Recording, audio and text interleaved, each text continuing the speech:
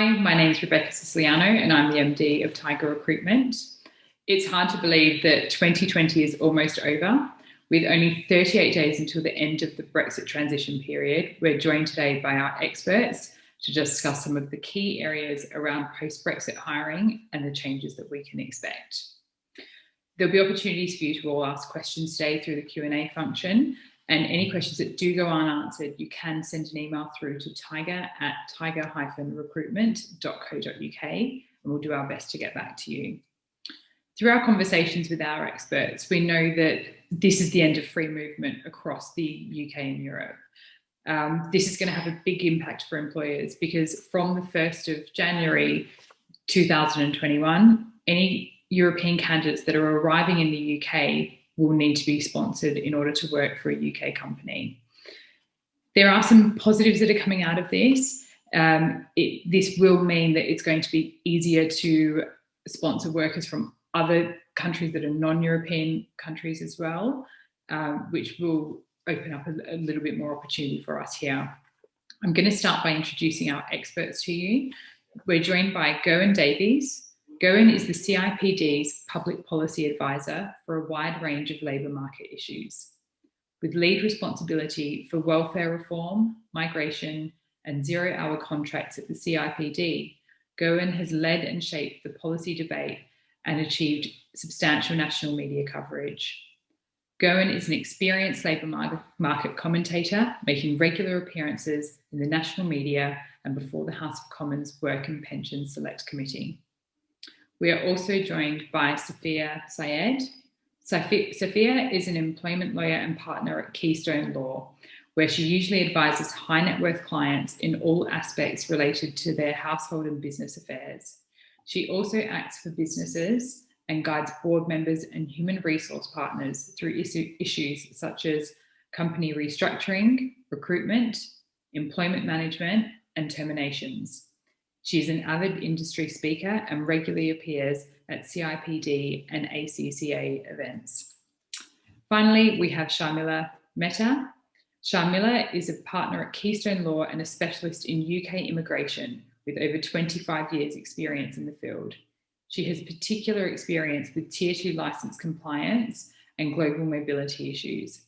Her experience covers a wide range of immigration queries from EU immigration status to applications for UK citizenship.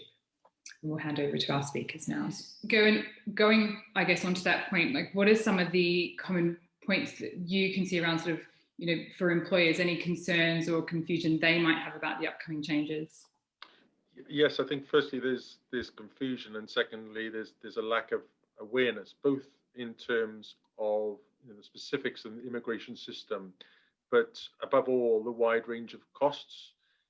So that can be very extensive for a family of four.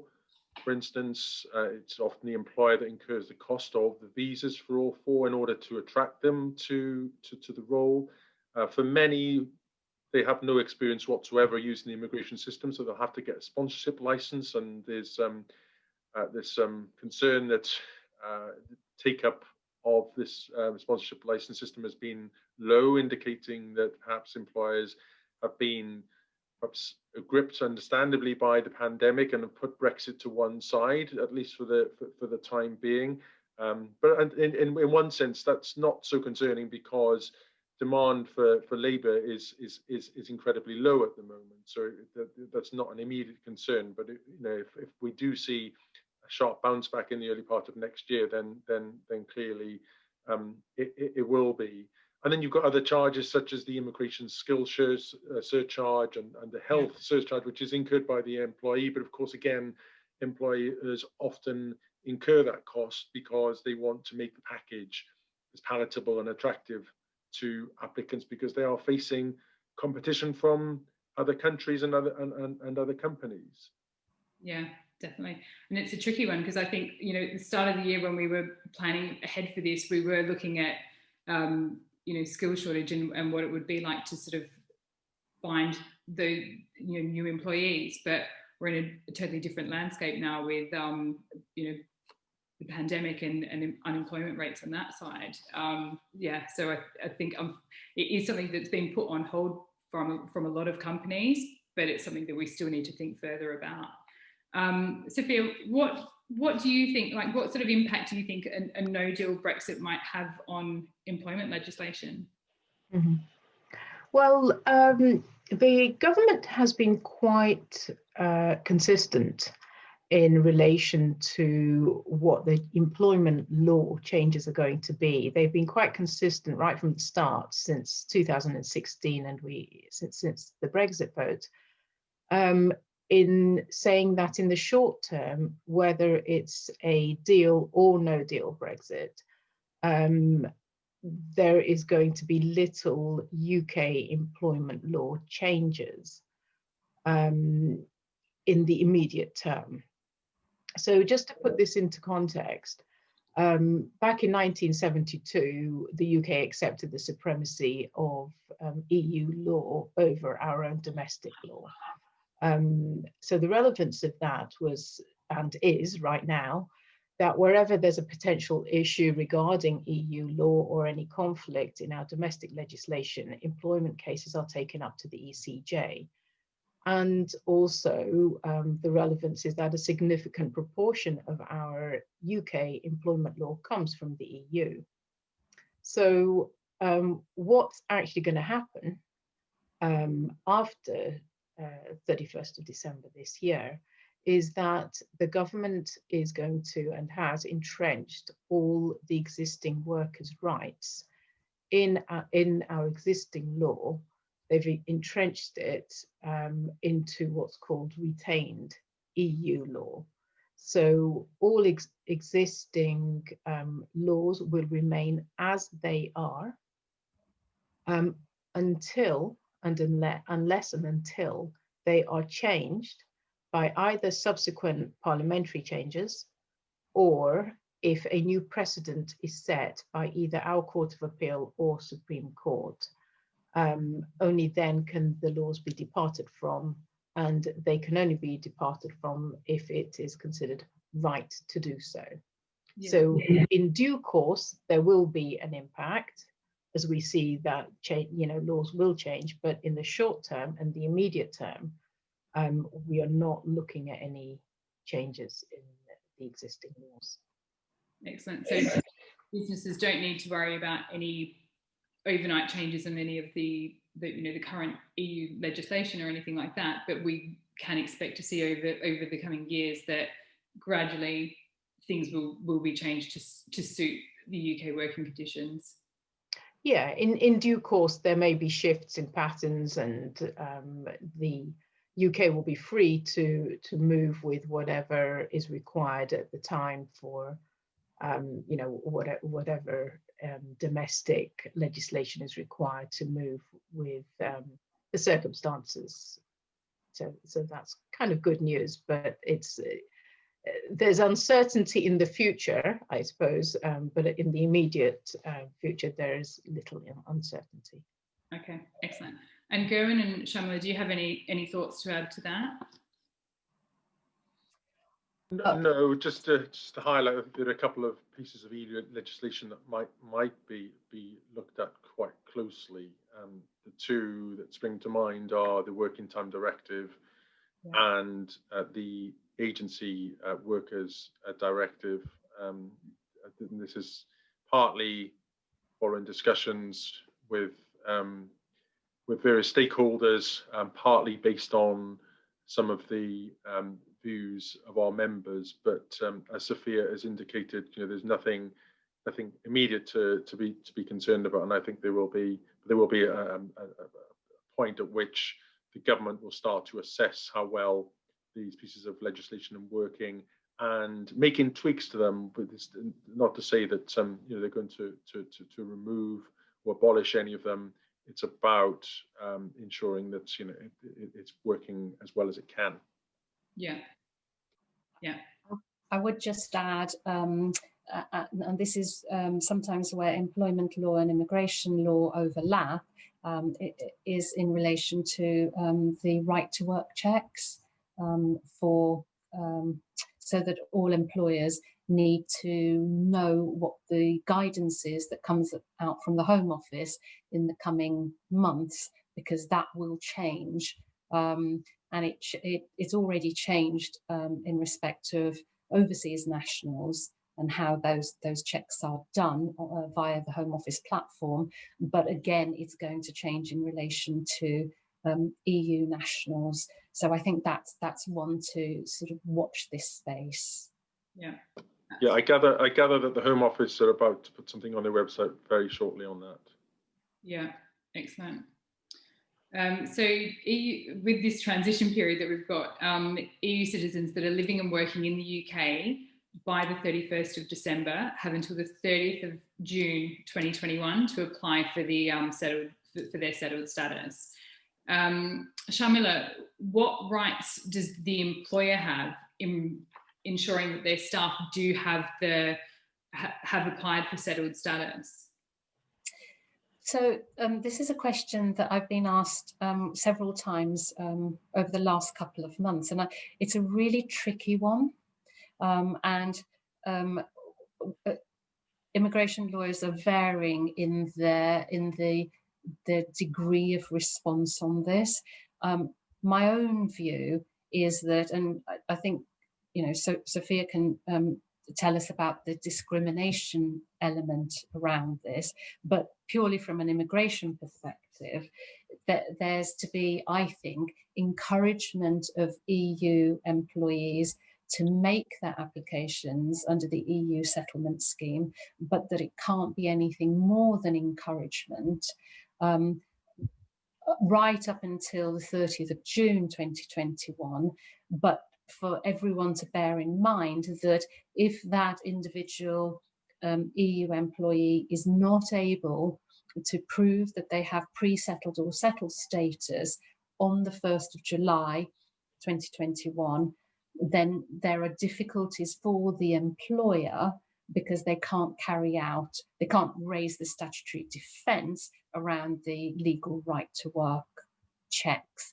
Now, the Home Office has confirmed that there is going to be something of a grace period after the 30th of June for those who have applied and haven't received a decision on their applications. But I would urge employers not to rely, and EU nationals not to rely on that grace period, because this is new law, this is new guidance. We don't know where the boundaries are going to be around it. So I think that's probably the key thing to bear in mind on this. Yeah, and I do think like it's that transition period and the grace period from January to June, which is going to be difficult to manage, because there are, you know, the information that we're receiving around what's classed as discrimination and what's not sort of blurs the lines a little bit on, you know, doing those right to work checks as well. Gerwyn, what steps do employers need to take now to be compliant with the new legislation?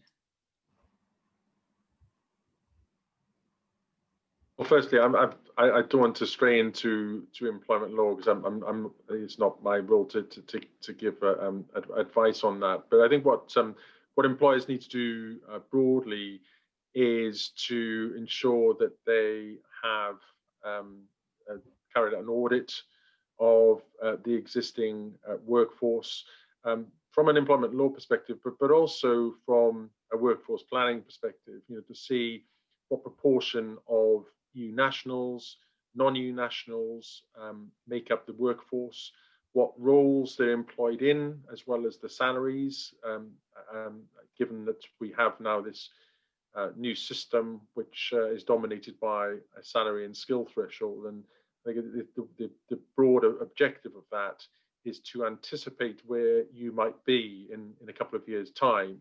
Now, we know that lots of structural changes taking place to UK labour markets. That's a really difficult exercise, more difficult than it's ever been for employers, especially for, you know, sectors such as retail and hospitality, who are basically making jobs redundant forever in some cases.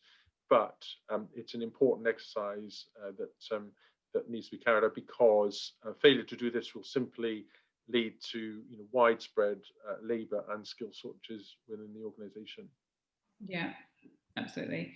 And Sharmila, just going back to you for a moment. So, around sort of employers, you know, having those conversations with their staff and looking at their settled status, like what can the employer do? Are they limited just encouraging their staff to apply for settled status and to know that they have sort of submitted those applications? Like where do sort of things lie at the moment?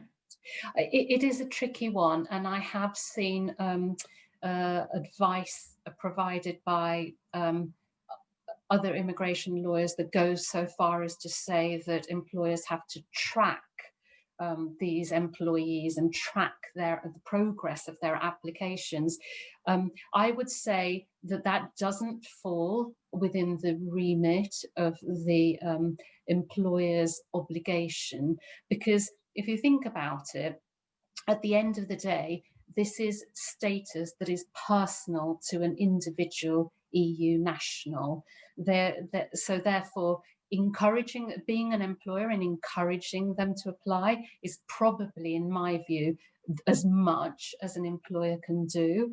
Beyond that, that individual needs to make sure that they have personal status to remain in the UK. Because if they don't, then as at the 1st of July, it's not only about their employment, but they won't be able to prove status to be able to rent property, to open a bank account, to apply for a driving license. So this goes beyond the employer-employee relationship as far as I'm concerned. And I think it goes much more to the EU national taking personal responsibility for their status. When the referendum, when we had the vote in 2016, there was a lot of pushback, quite understandably, a lot of anger and confusion amongst EU nationals. And we've come a long way. And it is a big step for them to have to obtain status and prove status. But I'm afraid that just is the reality of the situation. And the Home Office has, so far as it's able, I think, produced a scheme that is user-friendly. And I think at the last count, over 3 million applications have been submitted. So they have done what they can to make it a quick and easy and pain-free process. Although there are glitches, there are difficulties, and it is not always easy if you are a family member or if you are a non-EEA family member to make your application. Yeah, absolutely. Can I just jump in there on the point of discrimination? Employers can't treat their EU employees any differently than any other employees.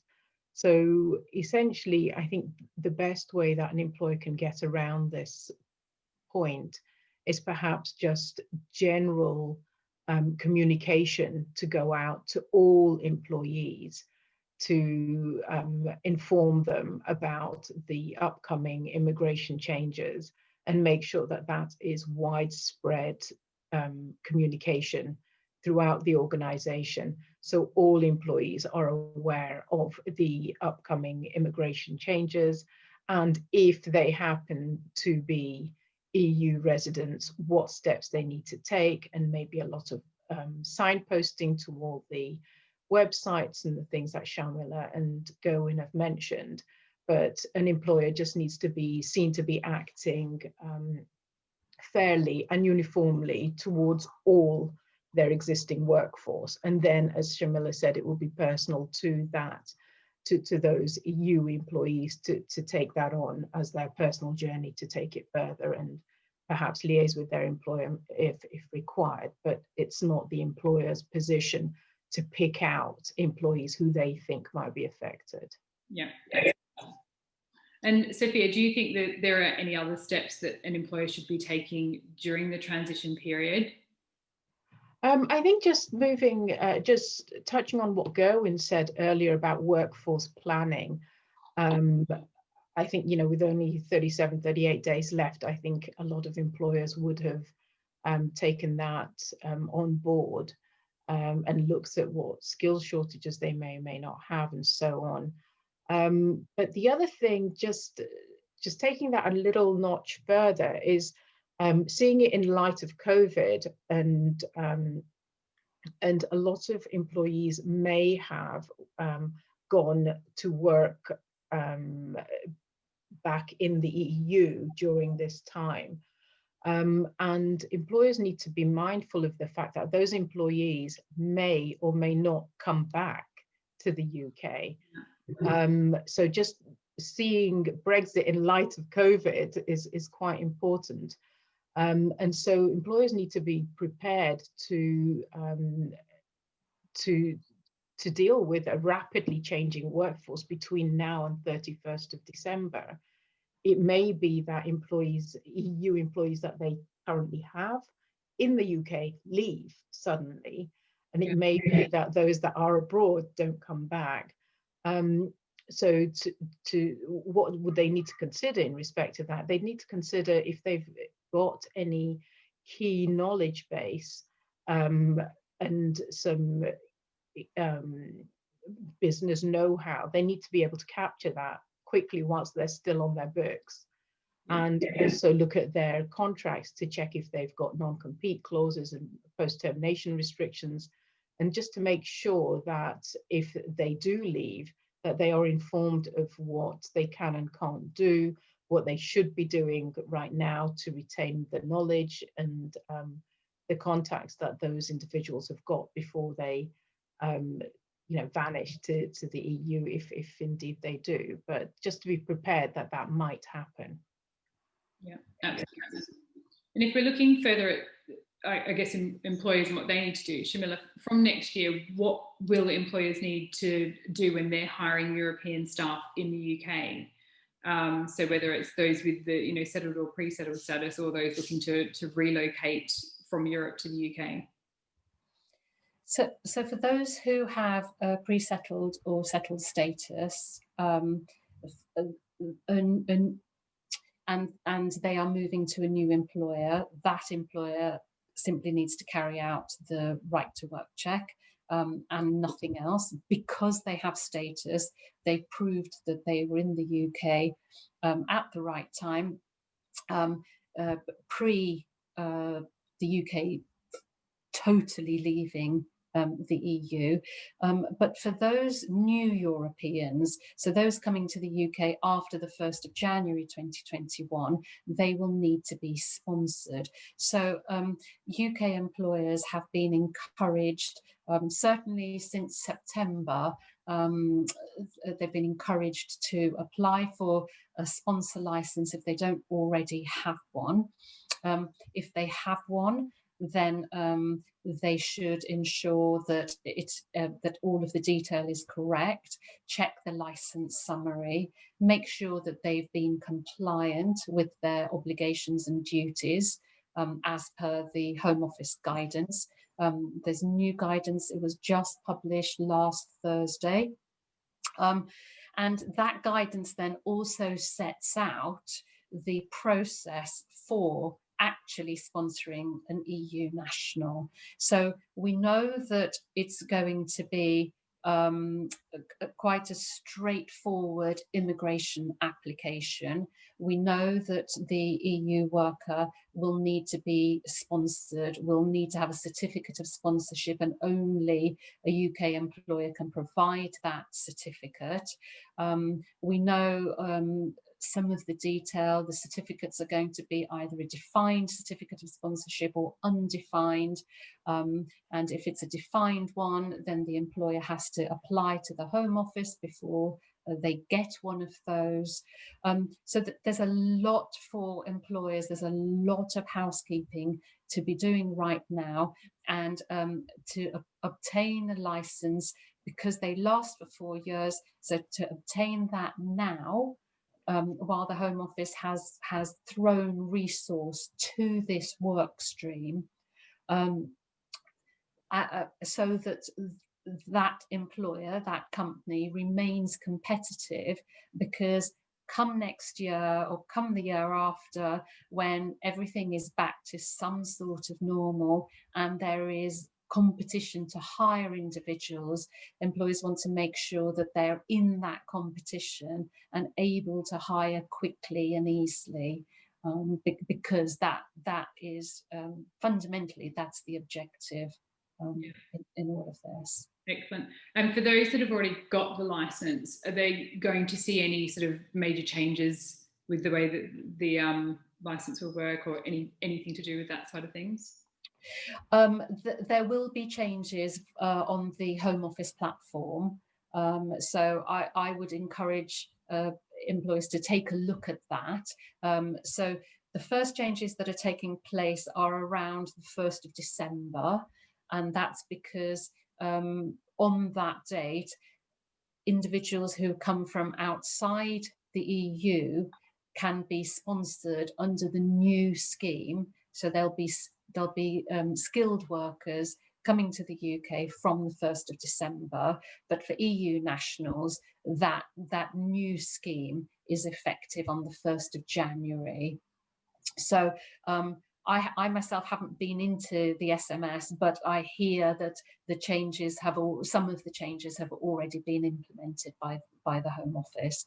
So it's worth taking a look and to ensure that they know what their process is. But critically, really important that employers know what their obligations are, what their duties are, and that they have processes in place to ensure that they have been complying and that they'll continue to comply.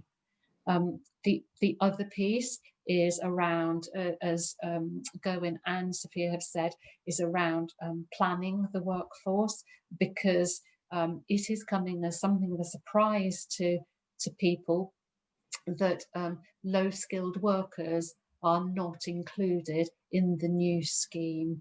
So the idea being, unpopular as it sounds, that low-skilled workers will be found from within the UK resident workforce, and that skilled workers will be sponsored from overseas. Partly that might be correct because it is expensive to sponsor workers, but it is just the case that for low-skilled workers, if employers are looking to hire those, you have to have recruitment processes in place to make that happen from within the UK. Yeah, excellent. And Gerwyn, we've touched upon this, but are there any other areas that you can see that employers will need to support their affected staff over the coming months? Can I just add a couple of points following the last couple of speakers? Firstly, Sharmila is right to say that there is no low-skilled or temporary route currently. However, one thing that we all need to look out for is, as part of the Brexit negotiations, is some agreement around the youth mobility scheme between the UK and EU. Some will be familiar with the youth mobility scheme because it already exists for around a dozen or so countries outside the EU, including Australia, I hasten to add, so that allows young 18 to 30-year-old citizens to come to the UK without a visa, without a job offer, and they can freely travel and work in the UK. Now, the idea is that we strike a similar arrangement with the EU, so that would potentially act as a really useful safety valve for employers. The other couple of points I wanted to make was that, just to add to Sophia and Sharmila's point about compliance, it's also apparent that organisations, while perhaps not becoming aware of the new system and certainly not acting to get a sponsorship licence, some are also ill-prepared in terms of the additional resource they'll require within the organisation to ensure that they comply with it. So that's something else that should be closely looked at. And again, going back to the Home Office operations, what I will say is that we've come a long way in terms of, yes, it has its minor glitches and difficulties, but we've come an awful long way in terms of providing a user-friendly system, in terms of doing away with the 96-page documents that used to exist for those who wanted to come for visas. It's all part of this 5-year transformation program that they've got, and it's really impressive. I think you have to take your hats off to them. So give another bit of good news, I guess, is that life, while it will require more resource, it's an awful lot easier compared with 2 or 3 years ago even. Yeah, excellent. I remember when Tiger sort of went through the application years ago to sort of be able to sponsor employees, and it wasn't an easy process to go through. So it's a really positive thing that we're going to see that streamlined and a lot easier for companies to get themselves onto that sponsorship list now. Yes, absolutely. Yeah. Excellent. And Sharmila, another question for you now, is there anything that UK businesses hiring staff for jobs in Europe need to be made aware of?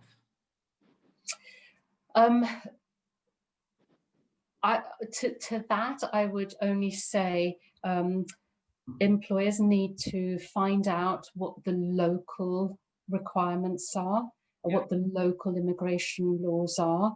And so to build time into the employee transfer or start timetable to ensure that they meet what those requirements are. It's going to be very different. This we have to change our mindset completely. This freedom of movement disappearing on both sides. So yes, it's all about local jurisdictions on that. Also, just to add, Irish nationals, because this has come up quite a few times, Irish nationals do not have to apply under the EU settlement scheme if they don't want to. They can if they want to. It's optional for them. They will simply need to show their Irish passport as part of a right to work check, and that will be sufficient. There have been some issues around communications from employers to staff bodies where Irish nationals have been considered.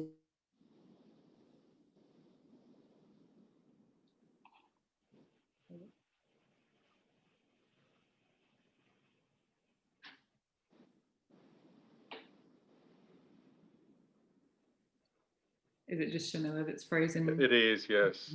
For a second, I thought everyone was very still. I thought it was everyone frozen. No, we're still here. Yeah. Can I just pick up on that point with regards to UK employers sending employees over to Europe? Yeah. So back to that question. And as Sharmila mentioned, it's going to be very much a job now for employers to find out what the local laws are in relation to wherever those individuals are being posted to. So UK employees going to Europe are now going from, post December 31st are going to be treated as though they're coming from a third country. And in so doing, employers need to be aware of a number of pertinent factors that may be impacted by a no-deal Brexit scenario. So, for instance, where we previously benefited from reciprocal employment arrangements, these are no longer going to be available if there's no deal. So the kind of factors that would be impacted would be, for instance, social security and tax. So a UK employer is responsible for deducting the correct tax and social security contributions at source. Currently, EU regulations permit the employer to deduct tax and social security in one member state, and that's sufficient for the whole of the EU. Now, that's not going to happen going forwards. And in the absence of any agreement, the starting point is that the host country has the primary tax rights over any employment income. And similarly with both the employer and the employee, obligations with regards to social security, they arise in the country in which, in where the employee is physically working. So again, we will need to start looking at the local law based on where that employee is being sent to in Europe. And employers need to review the social security status of those individual countries to see what those obligations would be. And they may also need to then inform the HMRC here in the UK. There are a number of factors. Other factors would be there's a risk of creating a permanent establishment. So if you're sending an employee temporarily to the EU in any particular country, there's a risk that the tax authorities there may deem that employee to have set up a permanent establishment on behalf of the employer here, which may not be what the intention was. So you need to look at the local laws. Also, local employment laws could be different. So depending on how long those employees are being posted to Europe, they may acquire rights and protections of that particular country. For instance, greater maternity rights or employment protections in terms of termination that a UK employer had not envisaged when they sent their employee off to Europe. Also, their insurances may be affected. Data protection, we still haven't got an adequacy decision. So we don't know that the data protection, that the data is going to be considered sufficiently protected if it's going from the UK to outside of the UK, even if it's to Europe. Professionals may not be able to practice in the EU if their qualifications are not recognised. So there are a number of considerations that employers need to consider before simply posting their employees or sending them off to Europe to work. And they need to minimize those risks by putting into place policies and procedures, and in particular agree the terms with their employees in terms of any temporary overseas assignments, and record them in writing and clarify and set out a number of those terms to protect themselves from that exposure when they send them off to Europe. Yeah, that's a really interesting one for me, because, and I think that is going to have an impact, because it's, you know, we so often hear of our clients having people, you know, working that are just might be in the UK for 3 months or so, or sending people to Europe just to work for short-term stints and secondments. I feel like that's really going to have an impact. Is there anything that employers need to consider on that side? Is that directed at me? Sophia, yeah, go for it. Yeah, well, there are loads of things that they need to consider. There are all the factors that I just mentioned. Yeah. And they're going to need to essentially look at the local laws with regards to tax, data protection, employment rights of the country where they are sending their employees to, and then have that documented correctly, almost like a second agreement contract with the employees when they are sent abroad. Yeah, okay, excellent. And looking now at sort of hiring practices as well, Sophia, what will the changes in legislation mean for the future of employment law in the UK? So that's in relation to, say, discrimination law, family leave, 2P, things like that. Okay, well, you know, as I mentioned before, there will be no immediate changes. However, there's been a lot of speculation on what the direction of travel may be in respect of different rules regarding, say, discrimination, 2P or family leave. So with regards to discrimination, discrimination is set out in the equal in the Equality Act 2010, and after December 31st, I think it's going to be very controversial and very difficult for employers to argue that they should be free to discriminate against employees on protected grounds. So I think any changes in respect of the basic right not to be discriminated against is unlikely to change. What may change is there may be a cap that could be imposed on the compensation levels if employees have been discriminated against.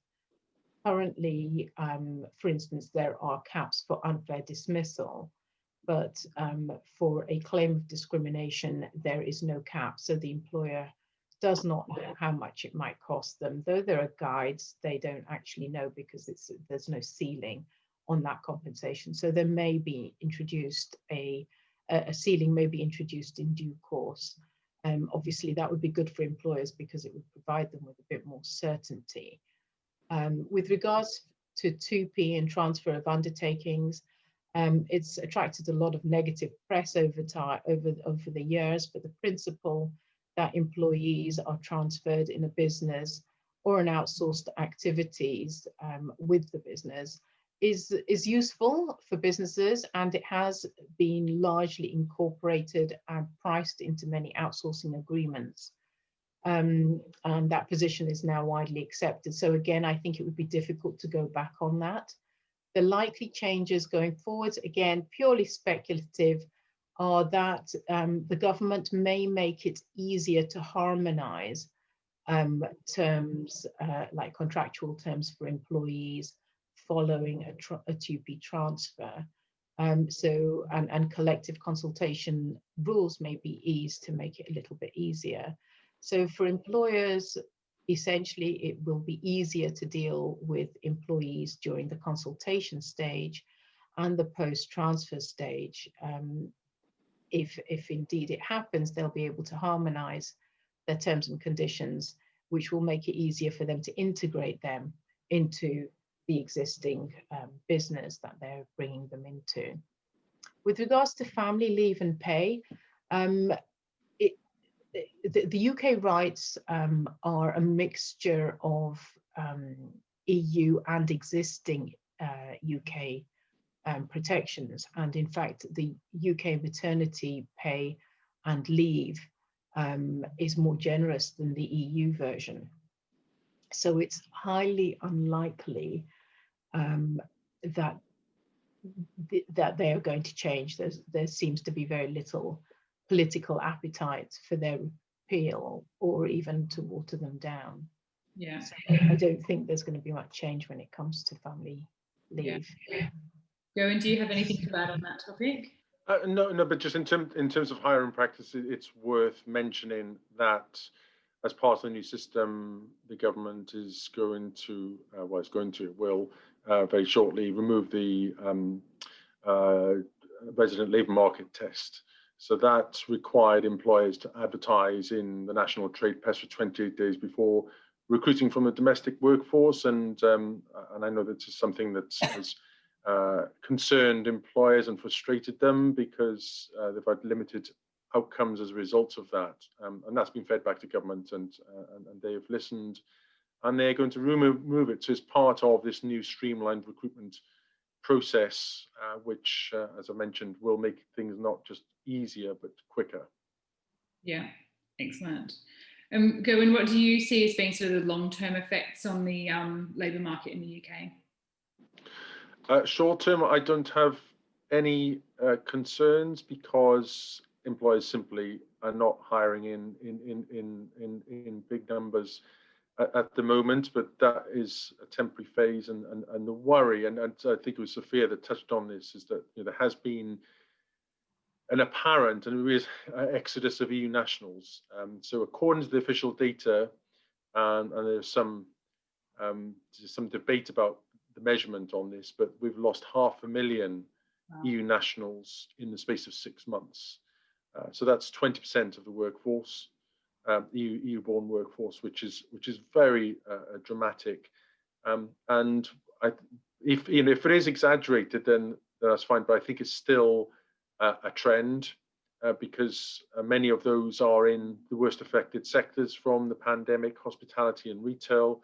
Many of those will have been furloughed. We know that those in elementary occupations, low-skilled occupations, in hospitality and are most likely to be furloughed. So it's very possible that many EU-born citizens have thought, rather than staying here on furlough or even looking for work and paying rent or the mortgage, let's go back to my home country and see whether the grass is greener there. And of course, now that they've got, majority have got a settled status and a sizable minority have got pre-settled status, they don't have the same requirement now to come back to the UK and be present in the UK, especially those who have settled status. So there is a big worry that there will be labour shortages and skills shortages for employers, but it's also a wake-up call for employers. We've seen, very tight labour market over the last few years, unemployment low, vacancies high. Yet during that period, we've seen employer skills investment fall. We've seen government skills investment fall.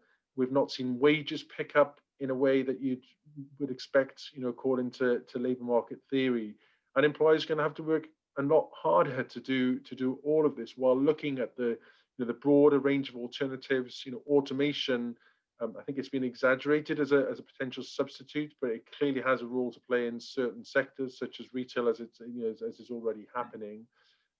We're seeing a lot of redeployment activity take place within organisations for understandable reasons, but that could be, a really good thing in the medium term, because it helps people, adjust to different roles, try different roles, and forces organisations to restructure and be more flexible, which perhaps is something that we'll need to do a lot more of. And looking at the employment conditions as well as the wages, we see, for instance, a very high proportion of people on 0-hour contracts who are employed in roles which have historically relied on EU migrant labour. Perhaps that's something that organisations need to look at to try and attract more local workers. But of course, the good news is, and of course it's not good news, but it's consoling news in that we will have a supply of UK labour that we haven't had for years, because unemployment's going to rise, and it's up to employers to use that and optimise that in the best way they can. Absolutely. And do you have any advice for those employers that are looking to make use of the local labour that we've got here? Yes, I mean, we've seen some activity around developing formal or informal relationships with the local colleges and schools. We're seeing some people turn to apprentices, although apprenticeship activity is falling, which is again very strange given where the labour market's been at. So that's a vehicle that employers are not using, and especially when you consider so many are taking the hit financially through the apprenticeship levy. They're not clawing back those funds through apprenticeships, and actually having a dialogue with people to find out what is it that is preventing you from joining our workforce. Identify where the problems lie. But we know from evidence that wages is a big part of it. Employment conditions is a big part of it, but also lack of awareness of the opportunities that may exist. For instance, in some hospitality organisations, there are managerial roles, and you see those progression routes which a lot of people aren't aware of, or perhaps don't grasp the full range of those opportunities. So there is a role to communications and a brand awareness issue that many employers are addressing, but certainly not all. Yeah, excellent. And just to summarise before we sort of go on to our questions from here, for each of you, to make post-Brexit hiring easier, what is the one tip that you'd offer to employers? Sharmila, I'll start with you. That's a good one. I would say obtain a sponsor license, because that is the key to being able to hire from anywhere in the world. So have that in your back pocket in case you need it. Hire from within the UK, hire whatever skills set you are looking for, because the message coming out of government on this, very loud and clear, and from the Home Office, is recruit who you need to recruit. You know, they use that phrase, and it's such a tired cliche, but you know, the brightest and the best. They've opened up the system and have tried to make it as straightforward as possible and as quick as possible, so that employers are free to choose and recruit as they need to. Excellent. And Sophia, anything that you've got to add there? Well, as mentioned earlier, with regards to all the different risks that come with employers sending employees to Europe, I think it's important that employers must be aware of their employees working in Europe, and they should put provisions in place to mitigate that exposure. So my one tip for employers hiring staff in the new year is to make sure that they don't inadvertently expose themselves to those risks by not being aware of where their employees are working. So seeing that in the context of COVID, and in light of the work from home movement, which is now likely to be here to stay, employees are choosing to base themselves outside of the UK without necessarily their employers knowing that. So my tip would be, do not let your employee be based outside of the UK without your knowledge. Yeah. If you are aware of it, or if they make a working from home request, you should have a policy in place for how to deal with those requests, and how you deal with them if they are a request to work from home abroad, and then ensure that there's a detailed agreement in place to minimize your exposure, because that agreement is almost going to be like a contract of employment, which has really got to be a lot more tighter, and it's going to be looking at other things that you've probably never had to consider before for a UK contract. Yeah, it's a really valid point. And Gerwyn, anything that you've got to add? Yeah, just to reiterate, you get good data on your workforce, both current and projected. And to keep one eye, I think a useful exercise is to keep one eye on the shortage occupation list. That will tell you where you are likely to see skill and labour shortages in the UK, and to look at the broader range of occupations that are affected. So as we mentioned, you know, the skill threshold has been lowered, and so now the skill shortage occupation list includes the likes of bricklayers, and I'm just trying to think of a couple of other senior care workers is in there, electricians is in there. So you've got these occupations which we weren't allowed to recruit for, which we can now, and it could be a useful piece of the intelligence jigsaw in terms of, you know, your workforce planning strategy. Yeah, excellent. Now we've got quite a few questions here, so I'm just going to try and sort of fly through some of these.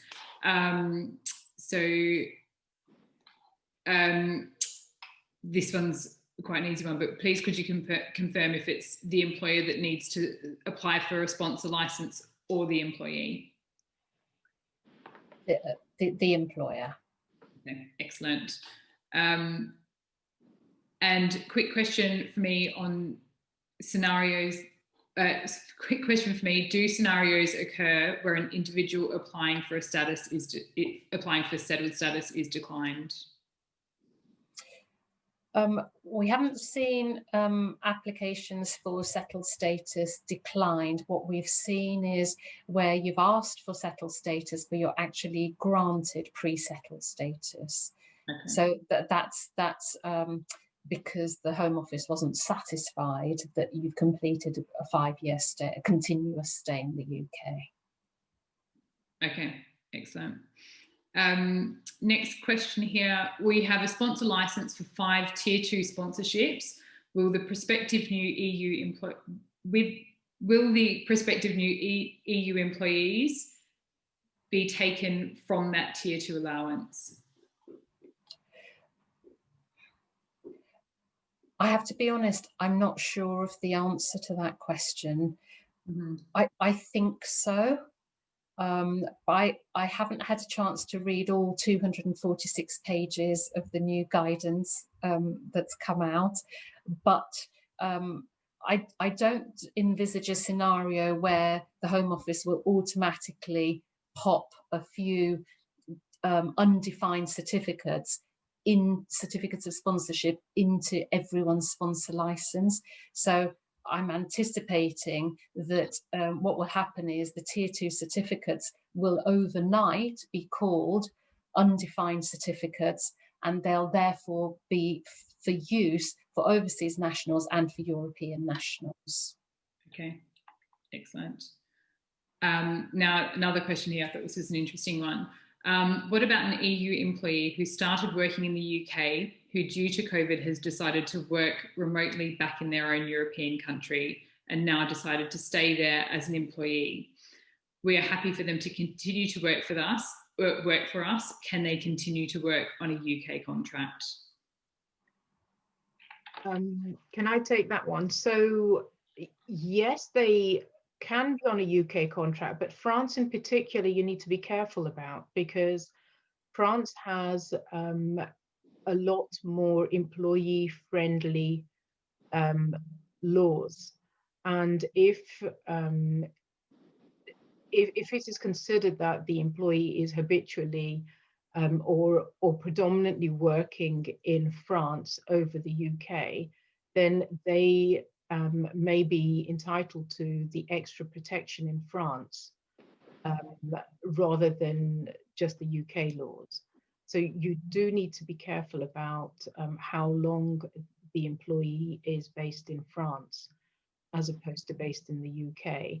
And again, now when we look at post-Brexit and in the new year, then that it becomes even more important. Going back to my previous points, you need to have some very strict agreements in place with regards to which laws are going to apply to their contracts. And you may even be in a position, if they're splitting their time 50-50 or more time in France, that you won't be able to contract out of the employment protections that are afforded to them in France. So you just need to be very careful and cautious in that scenario and in any other scenario for employers generally when they have remote, when they're a UK employer with employees who want to work remotely from other EU destinations. You're going to have to look at the national laws and document things a lot more comprehensively in the UK, in your UK employment contract, to try and minimize your exposure. I'm just going to ask one more, because I think that there are probably going to be other businesses in the same situation as this company here.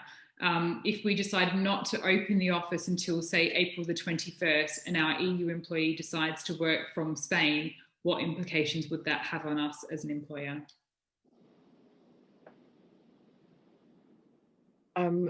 Well, if you're asking me, it would have the same implications as the French one. After, from January 2021, employers are going to need to start looking at the local laws in respect of all the factors I mentioned earlier. And you're going to need to document their UK contract accordingly, and bearing in mind what the local contracts and laws are for any one country. It is going to be a lot more complicated than it is right now, where an employee can freely work between here and Europe. After January the UK employer is going to be seen as an employer from a third country. So it is going to be different. You're going to need to seek advice on that. And you're going to need to look at your contracts and your documentation to minimize your exposure and your risk. There will also be a piece there on immigration that maybe Sharmila wants to pick up. I think that's an interesting one, because a lot will depend on whether that individual had already applied for status before they left the UK. You would hope that they have, or if they haven't, then they should look to apply. They may not get settled status because they may have been out for more than 6 months continuously out of the UK. So they may have to fall back on pre-settled status.